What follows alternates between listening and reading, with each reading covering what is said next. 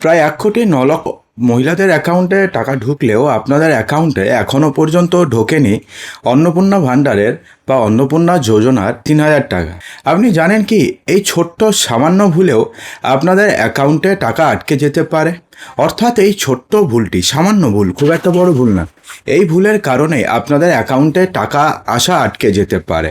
তো কোন ভুলটি, সেই ভুলের সংশোধন কিভাবে করবেন এবং আর কোন কোন কারণে আপনাদের অ্যাকাউন্টে টাকা আটকে যেতে পারে জানাবো, সেই জন্য ভিডিওটিকে সম্পূর্ণ দেখতে থাকুন। দেখুন, পশ্চিমবঙ্গ রাজ্য সরকারের একাধিক জনকল্যাণমুখী প্রকল্পের মধ্যে অন্যতম হচ্ছে এই অন্নপূর্ণা যোজনা প্রকল্প। প্রতি মাসের শুরুতেই উপভোক্তাদের ব্যাংক অ্যাকাউন্টে এই প্রকল্পের আর্থিক সহায়তা পৌঁছে যায়। চলতি জুলাই মাসের প্রথম দিন থেকে রাজ্যের বহু যোগ্য মহিলার ব্যাংক অ্যাকাউন্টে নির্দিষ্ট 3,000 টাকা জমা হতে শুরু করেছে। দেখুন, এর আগে অনেকেই বলেছিল যে জুলাই মাসের 1 তারিখে নাকি 2 মাসের টাকা একসঙ্গে ঢুকবে, অর্থাৎ 3,000 প্লাস 3,000 অর্থাৎ 6,000 টাকা একসঙ্গে ঢুকবে। কিন্তু আপনারা হয়তো সবাই দেখেছেন যে 6,000 টাকা কিন্তু ঢোকেনি। আমরা কিন্তু বলেছিলাম, আমি কিন্তু এর আগেও ভিডিও করে বলেছিলাম যে 6,000 টাকা একসঙ্গে ঢুকবেই না, আপনাদের 3,000 টাকাই ঢুকবে। যদি আরও 3,000 ঢুকতে হয় সেটা এই মাসেই ঢুকবে, কিন্তু 2-3 দিন বা 4-5 দিন পরে ঢুকবে। তো সেটাই কিন্তু হয়েছে।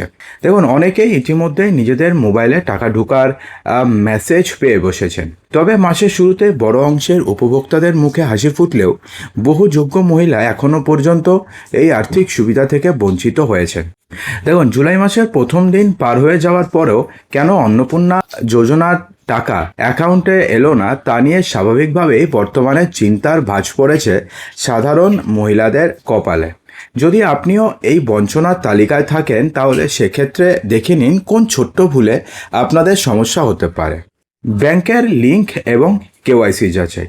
আপনার অ্যাকাউন্টে টাকা না আসার অন্যতম প্রধান এবং প্রথম কারণ হতে পারে ব্যাংকের কিছু প্রযুক্তিগত ত্রুটি।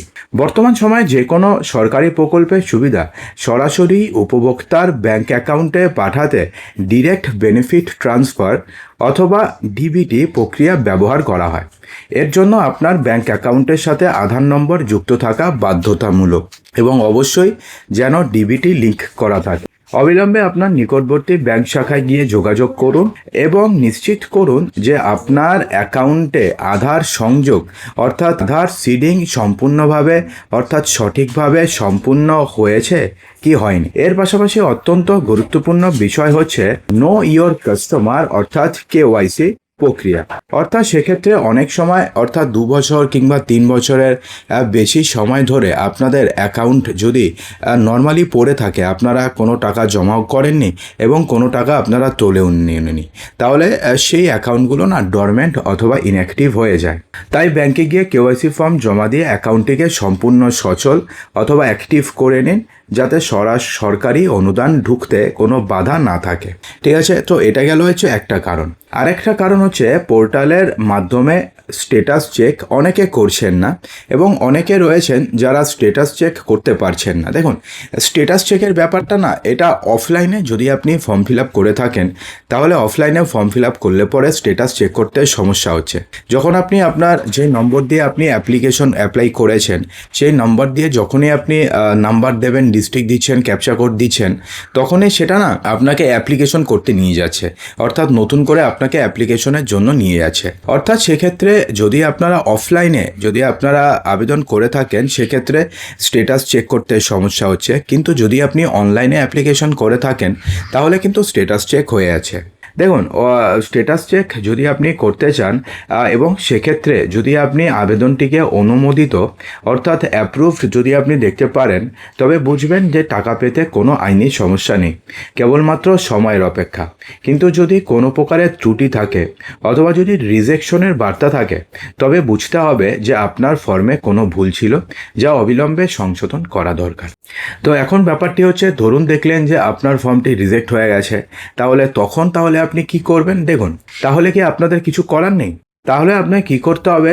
স্থানীয় সরকারি দফতরে অনুসন্ধান আপনাকে করতে হবে।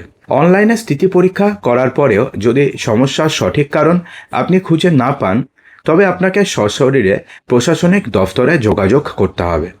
আপনার বাসস্থান যদি গ্রামীণ এলাকাতে হয় তাহলে আপনি নিকটবর্তী পঞ্চায়েত অফিসে কিংবা সংশ্লিষ্ট ব্লক সমষ্টি উন্নয়ন আধিকারিক অর্থাৎ বিডিওর কার্যালয়ে যোগাযোগ করুন। অন্যদিকে আপনি যদি শহরাঞ্চলের বাসিন্দা হন তাহলে আপনি পৌরসভা অফিসে অথবা স্থানীয় মিউনিসিপ্যালিটি দফতরে গিয়ে যোগাযোগ করে নিন। সেখানে এই প্রকল্পের জন্য নির্দিষ্ট আধিকারিক রয়েছে। আধিকারিকদের কাছে আপনাদের আধার কার্ড, আপনাদের ব্যাংকের পাসবই এবং আবেদনপত্রের অনুলিপি জমা দিয়ে খোঁজ নিন।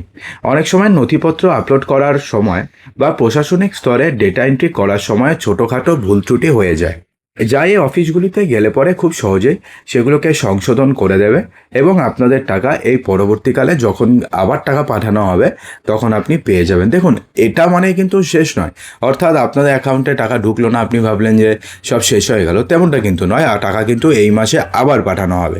তো সেক্ষেত্রে চিন্তা করবেন না, যদি আপনাদের অ্যাকাউন্টে টাকা না ঢুকে থাকে তাহলে সংশ্লিষ্ট অফিসে গিয়ে একবার খোঁজ নিন। যদি কোনো ভুল থাকে সেই ভুলটিকে সংশোধন করে তারপর আবার জমা করে দিন, তাহলে হয়ে যাবে।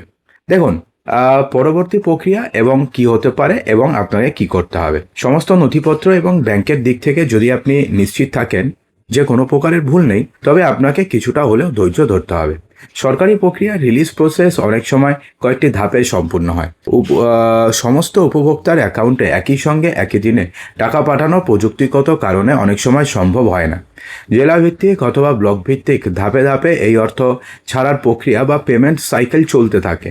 জুলাই মাসের প্রথম সপ্তাহে টাকা না এলেও মাঝের মাঝামাঝি অথবা শেষের দিকে অনেকের অ্যাকাউন্টে টাকা ক্রেডিট হতে পারে। তার কারণ হচ্ছে আবার টাকা পাঠানো হবে।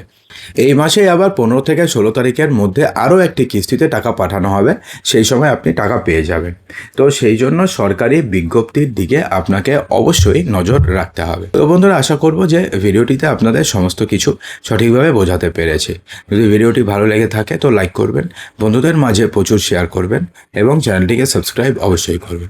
তো দেখা হচ্ছে আমাদের আগামী ভিডিওতে আরও কিছু ইম্পর্টেন্ট নিউজ নিয়ে। ততক্ষণের জন্যে ভালো থাকবেন, সুস্থ থাকবেন।